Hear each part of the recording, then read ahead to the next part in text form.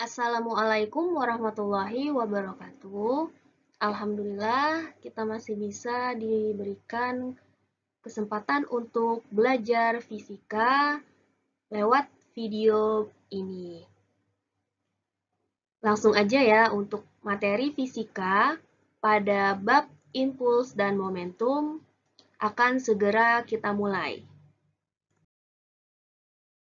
Pertama, impuls. Impuls bisa diartikan sebagai hasil kali gaya dengan selang waktu. Oleh karena itu, impuls dirumuskan I sama dengan F kali delta T. Dengan F-nya adalah gaya dan delta T-nya di sini adalah selang waktu. I-nya adalah impuls atau satuan impulsnya nanti Newton sekon, satuan gayanya Newton, dan waktunya sekon. Langsung kita ke contoh soal. Sebuah bola kasti dipukul dengan gaya 100 Newton. Jika gaya kontak antara pemukul dengan bola kasti adalah 0,02 sekon, maka hitunglah impuls tersebut. Ini soalnya diketahui gayanya 100, delta T-nya 0,02, maka I atau impuls sama dengan F kali delta T. 100 dikali 0,02 hasilnya 2 Ns. Gampang ya soalnya. Berikutnya adalah momentum. Momentum adalah hasil kali massa dan kecepatan suatu benda. Dirumuskan P sama dengan M kali V. Untuk keterangannya, V-nya adalah kecepatan benda, satuannya meter per sekon. Massa benda itu M ya, satuannya kilogram, dan P-nya momentum benda dengan satuan kilogram meter per sekon. Langsung ke contoh soal, hitunglah momentum sebuah mobil yang massanya 700 kg sedang melaju dengan kecepatan 40 meter per sekon.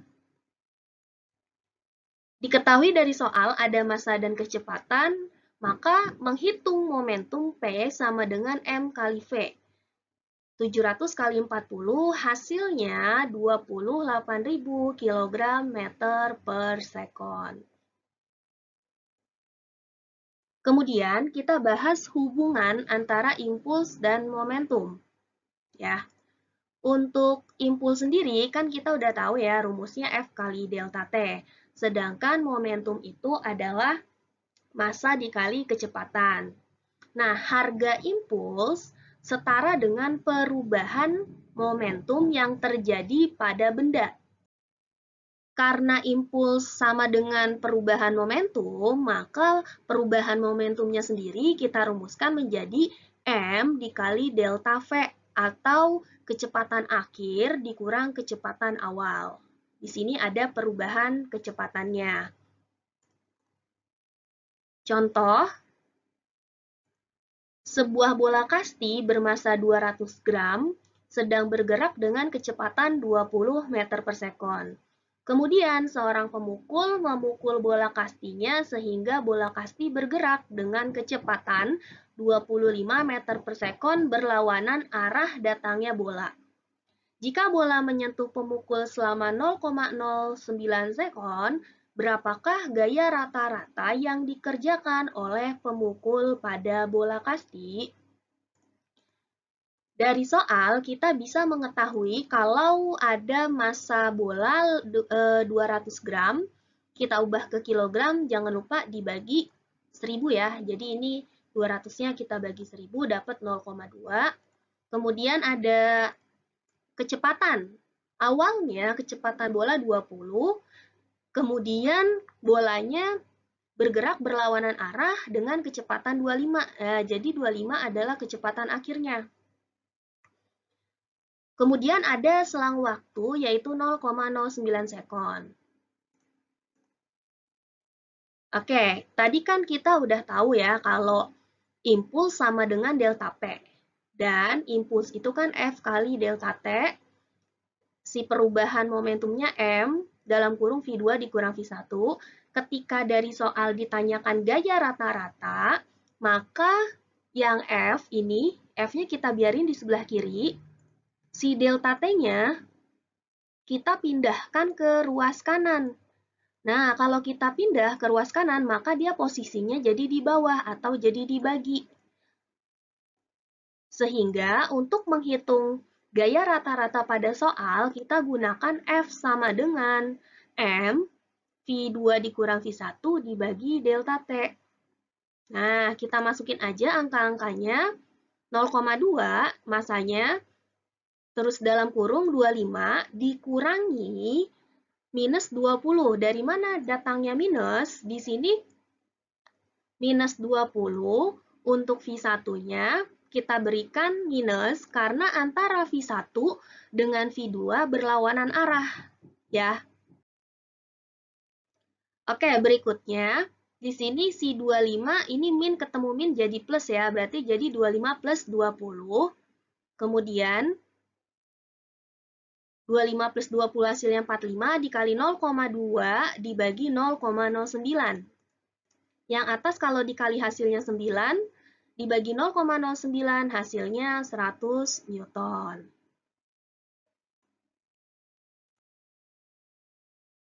Soal berikutnya, seorang anak melempar bola bermasa 300 gram dengan kecepatan 6 meter per sekon ke arah kiri. Setelah membentur tembok, bola memantul dengan kecepatan 4 meter per sekon ke arah kanan. Maka besar impuls yang dihasilkan adalah, oke, dari soal, kita mengetahui kalau massa bolanya 300 gram, ya. Jangan lupa 300 gramnya mesti diubah ke kilogram dibagi 1000. Jadi 0,3. Awalnya kecepatan si bola 6, ya, 6 meter per sekon ke arah kiri. Kemudian membentur tembok dan memantul dengan kecepatan 4 meter per sekon ke arah kanan. Kalau kita ilustrasikan ya, boleh diilustrasikan misalnya gini. Jadi si bola awalnya gerakannya, misalnya ini tembok ya, misalnya ini tembok nih. Awalnya si bola kan ke kiri nih, ke sini. Dengan kecepatan 6.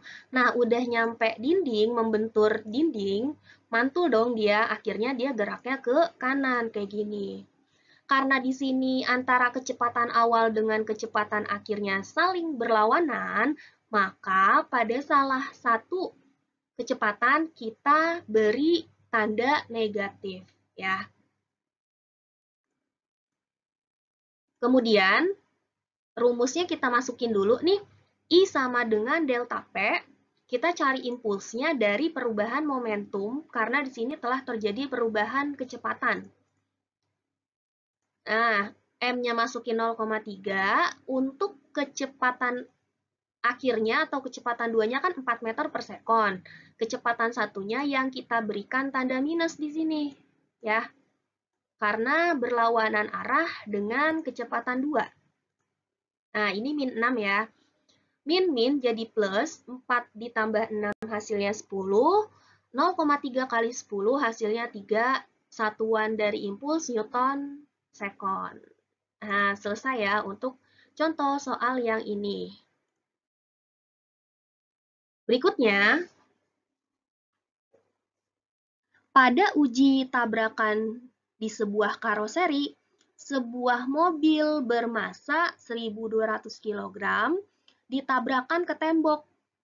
Jika awalnya mobil melaju dengan kecepatan 20 meter per sekon, kemudian setelah menabrak tembok kecepatan mobilnya menjadi 4 meter per sekon berlawanan arah dan gaya rata-rata yang didesakan oleh mobil sebesar 3,6 kali 10 pangkat 4 Newton, maka bemper mobil menyentuh tembok dalam selang waktu berapa sekon? Nah, yang ini lumayan panjang ya soalnya. Biar nggak bingung, langkah awal kita coba tulis-tulis dulu yang diketahuinya ada apa aja. Pertama, di sini ada massa 1.200, ada awal kecepatan V1 20, ada kecepatan akhir V2 4. Jangan lupa karena di sini si mobilnya posisinya sama kayak soal yang tadi ya. Keadaannya jadi mobilnya ditabrakin ke tembok, terus akhirnya bergerak berlawanan arah, membentur tembok terus memantul dia ya, gerakannya kayak gini. Jadi salah satu harus ada yang diberi tanda negatif. Terus dari soal ada gaya 3,6 kali 10 pangkat 4. Justru di sini yang ditanya adalah delta T-nya. Nah, dari soal, kita menggunakan rumus yang I sama dengan delta P. Karena si delta T-nya yang ditanya, maka delta T kita biarin, F-nya kita masukin, angkanya berapa, atau boleh juga misalnya kalian mau ngotak-ngatik rumusnya kayak yang awal tadi, yang nyari F karena di sini yang nyari delta T, terus F-nya kamu pindahin nih ke bawah, jadi dibagi F, boleh. Atau ini misalnya cara lainnya, F-nya masukin, M-nya masukin, V2, V1-nya masukin, nanti kita otak-atik dari angkanya. Cara yang awal atau cara yang ini sama aja ya. Oke, balik lagi ke ini cara jawabnya. F-nya kita isi 3,6 kali 10 pangkat 4, delta T-nya biarin, M-nya 1200, V2-nya 4, V1-nya minus 20 karena berlawanan arah dengan V2. 4 min 20 berarti sama aja 4 ditambah 20, 24, 1200-nya pindah, 3,6 kali 10 pangkat 4 pindahin ke bawah. Kemudian, kita coba cari yang bisa dibagi atau disederhanakan antara atas dengan bawah. Kalau di sini contohnya adalah si 1200. Nah, ini 1200-nya kita jadiin pangkat dulu ya. Kita jadiin pangkat dulu. 1200 itu kalau dijadiin pangkat 1,2 kali 10 pangkat 3. Kemudian 24 kalau sama 3,6 ini bisa disederhanakan. Bagi 12 ya, 24 bagi 12 dapat 2. Nah, makanya di sini kita tulis 2. 3,6 dibagi 12 dapat 0,3. Nah, sampai sini ada yang masih bisa dibagi lagi nih. Si ini 1,2 bagi 0,3. Ya, 1,2 bagi 0,3 dapat 4 yang ini. Ya, 4 ini dari 1,2 bagi 0,3. Kemudian untuk pangkatnya, 3 kalau pangkat dikali artinya ditambahkan. Nah, ini 3 ditambah min 4. Kita tulis nih, 10 pangkat 3 dikurang 4 ya, sama aja. Terus 2 yang ini jangan lupa ditulis lagi di sini ya, dikali 2. Ini dikurang kali, titik. Nah, dikali 2, 4 kali 2 hasilnya 8. Kemudian 3 dikurang 4 hasilnya min 1. 8 kali 10 pangkat min 1 itu sama aja 0,8. Jadi jawaban dari soal ini adalah 0,8 sekon. Itu adalah waktu yang diperlukan bemper mobil saat menyentuh tembok. Ya. Bola bermasa 200 gram dilemparkan horizontal dengan kecepatan 4 meter per sekon. Lalu bola dipukul dengan gaya 72 Newton searah dengan arah bola mula-mula. Lamanya bola bersentuhan dengan pemukul adalah 8 milisekon. Besar kecepatan bola setelah meninggalkan pemukul adalah, dari soal kita tulis dulu yang diketahuinya ada massa 200 gram, diubah menjadi kilogram, dibagi 1000 ya, 0,2 kilo. Kecepatan awalnya 4 dan gaya yang diberikan 72 dengan selang waktunya 8 milisekon, diubah ke sekon caranya kita bagi 1000. Nah, kalau 8 dibagi 1000 itu kan hasilnya sebenarnya 0,008. Nah, 0,008 ini kita buat pangkat sehingga hasilnya jadi 8 kali 10 pangkat min 3. Ya, yang lupa aturan perpangkatan coba dicek lagi materi notasi ilmiah pada semester 1.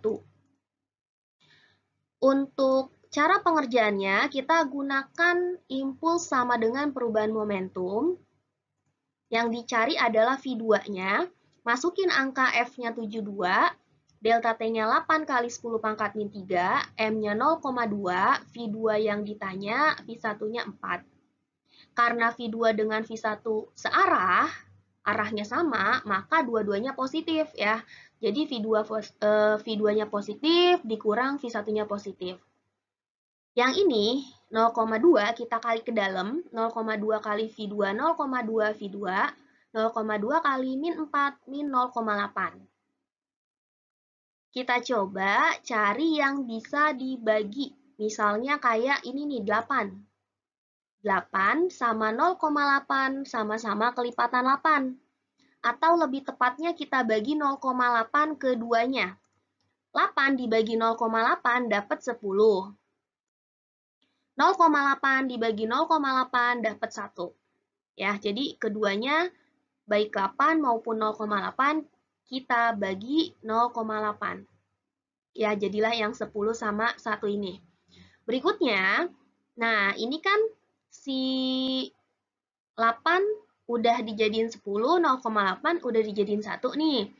72 kalau si 10 ini kalau misalnya kita sumbangin nih, 10 ini kita sumbangin, maka 10 pangkat min 3-nya menjadi 10 pangkat min 2.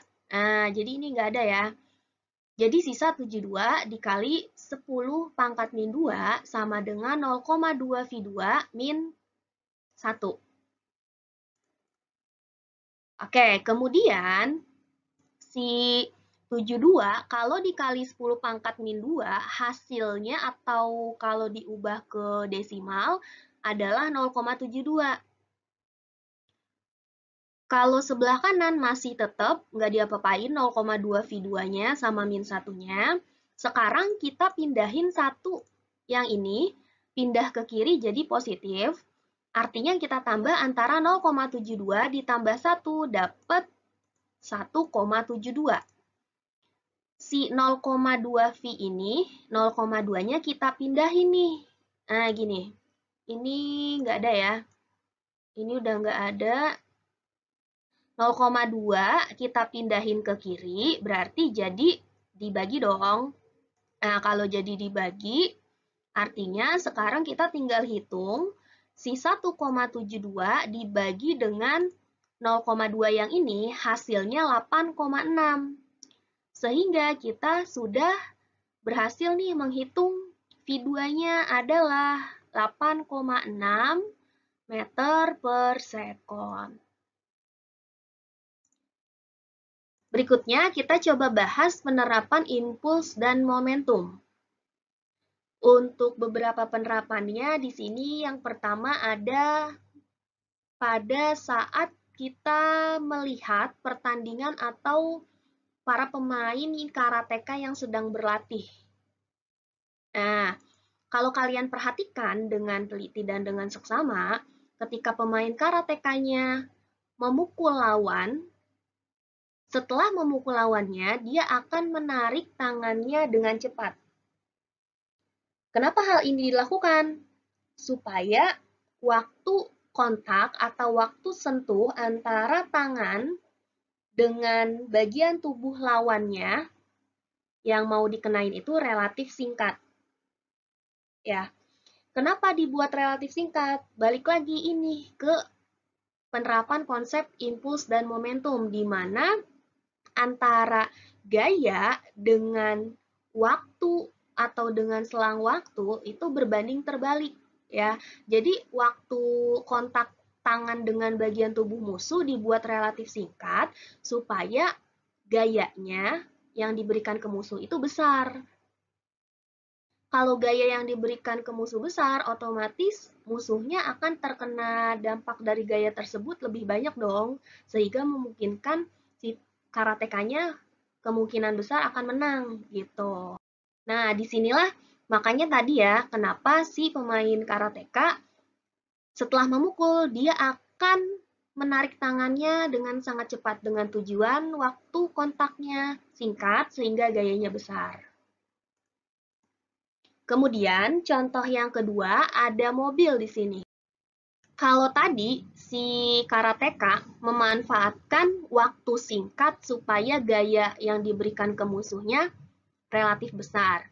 Nah, kalau mobil dia justru kebalikannya nih. Kalau misalnya kalian perhatikan ya, kalau kalian perhatikan bagian mobil bagian mobil luarnya ini dibuat gampang penyok ketika ditabrak, tertabrak, atau menabrak gitu kan. Kenapa mobil ini didesain demikian? Karena ketika misalnya kita ambil contoh di sini mobilnya menabrak tembok misalnya ya. Misalnya ketika mobil menabrak tembok, nah berarti kan di situ ada waktu kontak yang terjadi, waktu sentuh yang terjadi antara ini bumper mobilnya, bagian mobilnya dengan si tembok. Ketika selang waktu yang terjadi di situ relatif lama, maka kerusakan atau gaya yang ada atau gaya yang kena ke mobilnya itu relatif kecil.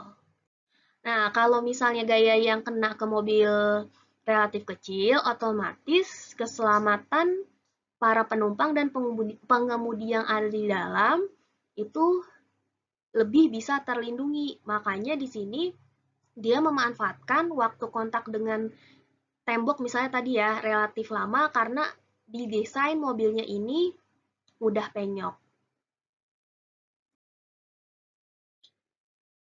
Masih penerapan impuls dan momentum, yang berikutnya ada si palu. Nah, kalau kalian perhatikan, palu-palu yang ada di rumah atau yang sering dipakai oleh tukang-tukang gitu kan, di sini kepala palunya terbuat dari bahan yang keras. Biasanya besi atau baja ya untuk kepala besi, untuk kepala palu. Nah, kenapa digunakan besi atau baja? Kenapa nggak misalnya kita pakai kepala si palunya berupa kayu atau bambu? Nah, kayu atau bambu kan dia juga keras ya. Tapi kalau boleh dibandingkan antara kayu dengan besi atau baja itu lebih keras lagi besi dan baja. Makanya dipilih yang bahan keras besi atau baja. Kenapa pemilihan kepala kayu dipilih yang bahannya keras? Di sini karena manfaat palu sendiri kan dia untuk memukul, misalnya di sini paku ya, dia untuk memukul paku supaya tertancap di kayu ini. Ketika bahan yang digunakan keras, maka gaya yang diberikan terhadap ini, si paku ini, dia akan lebih besar. Karena kalau misalnya bahannya keras, selang waktu kontaknya menjadi singkat. Tadi balik lagi ke konsepnya impuls ya. Antara gaya dengan selang waktu saling berbanding terbalik. Kemudian ada matras. Kalau kalian ingat nih waktu sekolah ya, waktu masih tatap muka, pelajaran olahraga biasanya matras ini digunakan sebagai alas kalian pelajaran olahraga pas pengambilan nilai lompat tinggi. Nah, waktu pengambilan lompat tinggi itu kan kalian disuruh untuk apa namanya kayak gini. Jadi misalnya ini tiang-tiang terus ini pembatasnya terus nanti kalian harus ngelewatin lompatan ini kan. Lompat gitu kan ke sini. Terus di bawahnya ini ditaruhlah matras. Nah, matras-matras seperti ini. Kenapa di bawahnya ditaruh matras? Kalau secara umumnya otomatis ya karena biar pas kalian jatuh nggak sakit dong. Nah, waktu kejadian tersebut ternyata dalam fisika, lebih tepatnya dalam konsep impuls dan momentum, itu bisa dijelaskan. Kenapa? Kalau si matras ini ditaruh di sini, di bawah, supaya waktu kalian turun nih, ya waktu kalian turun, waktu kontak antara bagian tubuh kalian dengan matras itu relatif lebih lama. Sehingga gaya yang akan kalian rasakan di situ ketika jatuh itu relatif lebih kecil sehingga tubuh kalian relatif tidak sakit atau relatif kemungkinan kecil sakit lah gitu kan pada saat jatuh. Oke, itu dia penerapan impuls dan momentum. Kita bahas hanya beberapa saja. Masih banyak yang lainnya yang bisa kalian cari lagi penerapan impuls dan momentum. Kalian bisa baca dan bisa cari sebanyak-banyaknya ya. Terima kasih sudah menyaksikan, sudah menyimak materi kali ini sampai selesai. Semoga apa yang kita pelajari hari ini bisa kalian serap dengan baik, semoga bermanfaat juga. Terima kasih. Wassalamualaikum warahmatullahi wabarakatuh.